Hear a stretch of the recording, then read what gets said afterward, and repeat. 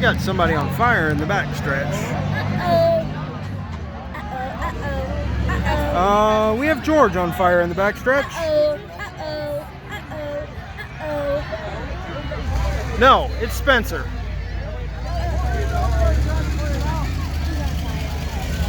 He is up and out of the car. EMTs on their way.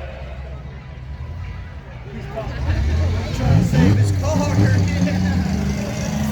Spencer has a really good knack of setting those cars on fire. If you were with us last time, we had destruction during the race. The same kid put the same type of car on fire in the same round. No, he didn't. It was the final And that round. would be my nephew. I mean, I'm glad he's okay. Up and out of the car.